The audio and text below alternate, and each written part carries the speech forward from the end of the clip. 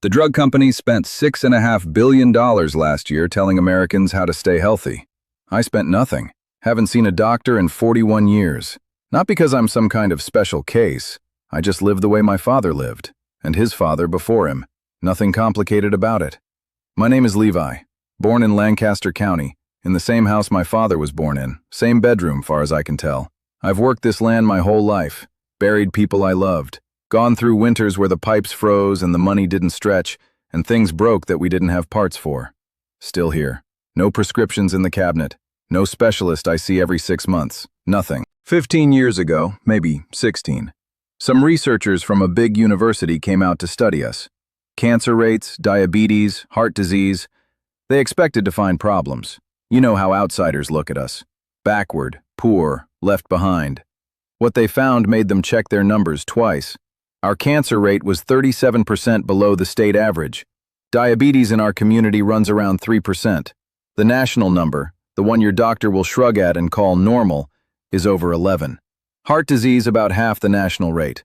Depression 1/5. 1/5. They kept looking for a genetic explanation. There wasn't one. We're European stock, same as half of America. We eat fat. We eat salt.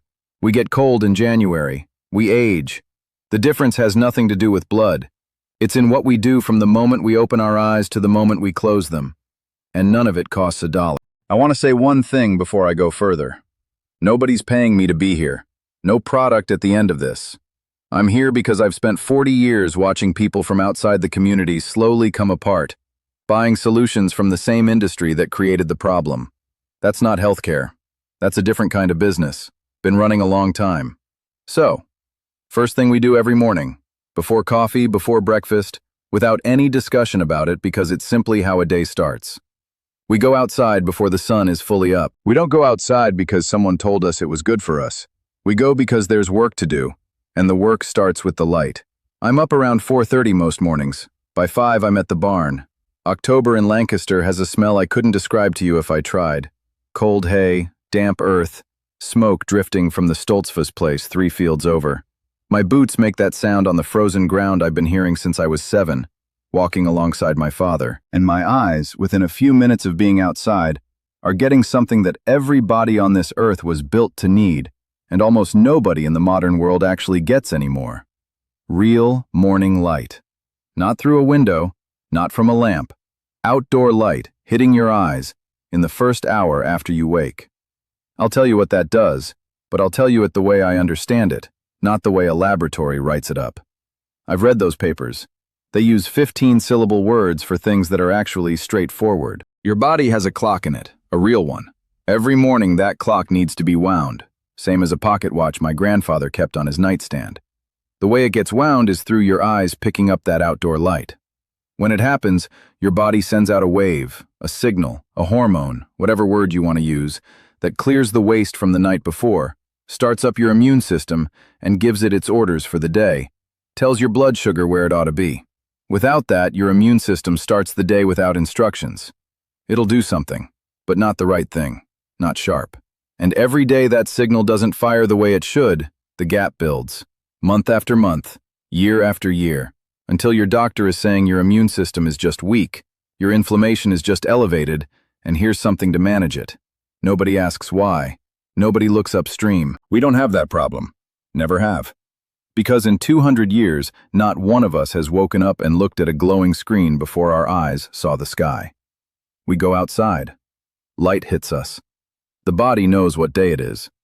Everything else, the hormones, the immune response, the way tiredness builds right across the day so you actually sleep that night, it all follows from that. What you can do, starting tomorrow morning, walk outside within 15 minutes of waking. No sunglasses. Even on a gray November day, the light outside is 50 times stronger than anything in your house. 2 minutes does something. 5 minutes does more. Costs nothing. It only asks that you treat the morning like it has weight. Now stay with me, because what I just told you only works fully if something else happens at the other end of the day. Morning gets the body started right, but there's something that needs to happen at night, something that most people have had taken from them so gradually that they never noticed it going. And when it went, someone called it progress. When the sun goes down, my house goes dim. Oil lamps some evenings, candles, sometimes just the wood stove. When the children were small and Rebecca and I would sit after supper in that low light, talking some, quiet other times, not doing much of anything, I thought it was just how we lived. Didn't know there was a word for what our bodies were doing in that dimness. I know the word now, though I'm not sure the word matters as much as the thing itself. There's something your body releases in real darkness. Not the gray half-dark of a room with a television in the corner. Real darkness. It's a signal that goes out to every cell. Day is done. Repair now. The doctors have a name for it. What matters is what it does. While you sleep, this signal runs something like a maintenance crew through your body, fixes damage, handles the immune system's overnight work, manages the internal fire, the inflammation. And there's one more thing it does that I sat down when I read about because I hadn't expected it.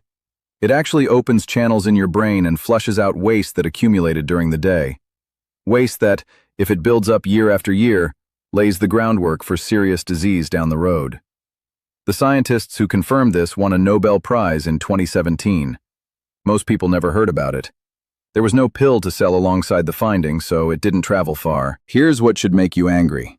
The light from every screen you own, phone, television, laptop, cuts this signal by up to 50%. Half. On a normal evening, sitting with a screen until 10 or 11 at night, your body's repair crew shows up and finds half the doors locked. Every night. For years. The exhaustion your doctor calls mysterious. The cold that takes 10 days to clear when it should take 3. A real piece of that is this. The doors have been half-locked a long time. Rebecca and I have slept in a genuinely dark room for 40 years. Not as any kind of statement, just because that's what a bedroom is at night. Your body knows this. Knew it long before electric light existed. It's waiting. I'd stop there. 2 things. Morning light and real darkness. Except there's something I haven't said yet that ties the first 2 together, and it happens in the hour between supper and sleep. It's so quiet and so simple that most people would hear it and say, "That's it?" And yes, that's it. My grandmother did it every night of her life. Her name was Ruth. What she was doing in that chair next to that lamp after the dishes were done, I want to get this right, because when I finally understood it, I sat and thought about her for a while. Ruth kept a small oil lamp on the table beside her chair. Every evening after supper, after the dishes, after the younger ones were down, she'd sit in that chair for somewhere between 20 and 40 minutes. Sometimes she had her Bible, sometimes her mending basket, sometimes nothing at all, just her hands in her lap, watching the flame. We grandchildren went quiet when Ruth sat. Nobody told us to. It was just something about the room. Like the house itself took a breath and held it. I didn't understand what she was doing until I was in my mid-40s. Read something about how the body's nervous system works, and had to set the paper down and stare at the wall for a minute, thinking about that lamp. Plain version of it. Your body runs in 2 gears. First gear is the one most people live in almost entirely now. Watchful, burning fuel, processing everything coming in. Every piece of bad news.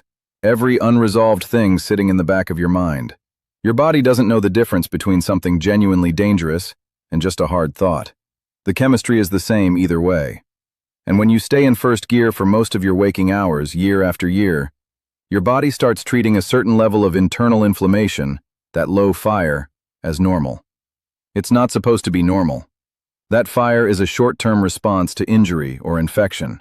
When it runs steady and low all the time, it becomes the ground in which heart disease grows, diabetes, other things doctors call complicated but that often come from this one place. Second gear is where your body actually repairs itself. Not sleep. This happens while you're still awake. Heart slows down some.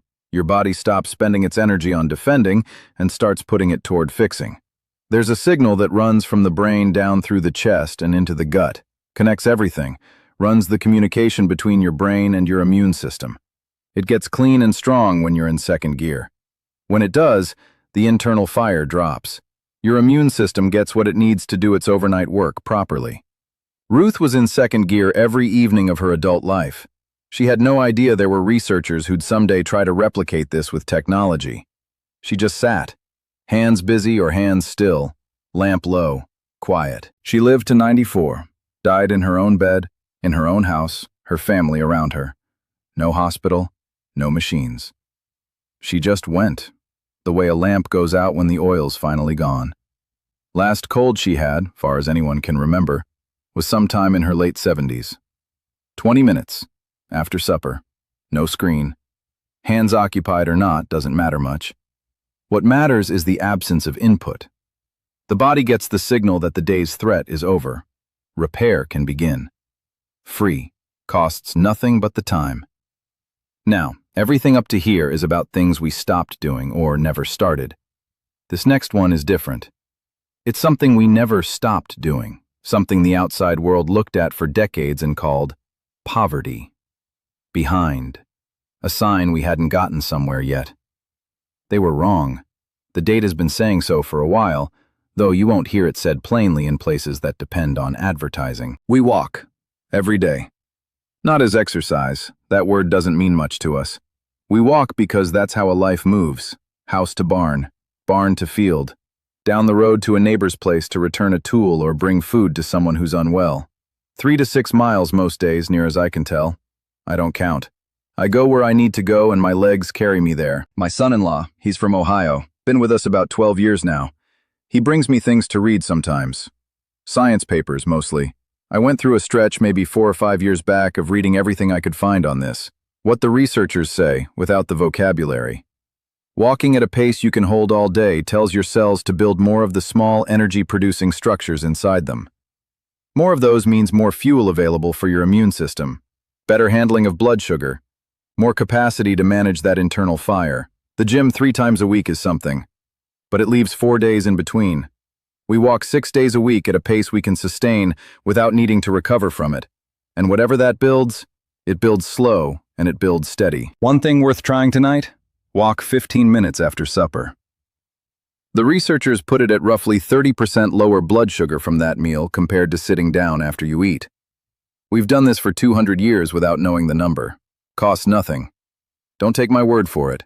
Try it 2 weeks. Come back and say what you found. And now the last one. The one a $65 billion industry would rather you not think too hard about.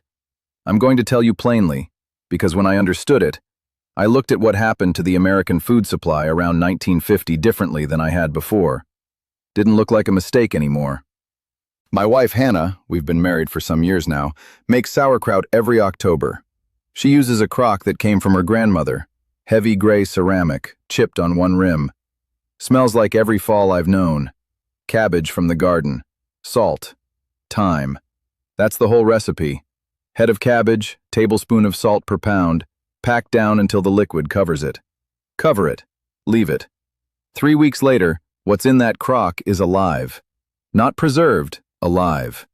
Full of the kind of microscopic life that your body's immune system was built to work alongside. Most of your immune system doesn't live in your blood, doesn't live in your lungs.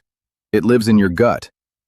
The lining of the intestines, the colonies of microscopic life in your digestive tract, the conversation going on between those colonies and your immune cells, that's your body's main line of defense. When it's healthy and fed with living food, it catches most threats before they become illness.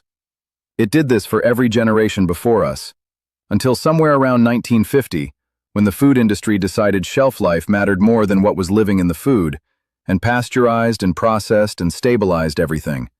Stripped out the very thing that was quietly keeping people well. Nobody announced it, it just happened. Because it was profitable. $65 billion a year, the probiotic industry. That number tells you what was lost. They took something people got free from their own kitchens, removed it from the food supply, and now sell it back in capsules that have a fraction of what 1 tablespoon of real sauerkraut gives you. Ruth ate fermented food at most meals. Sauerkraut, cultured butter, kefir from the milk of our own cows.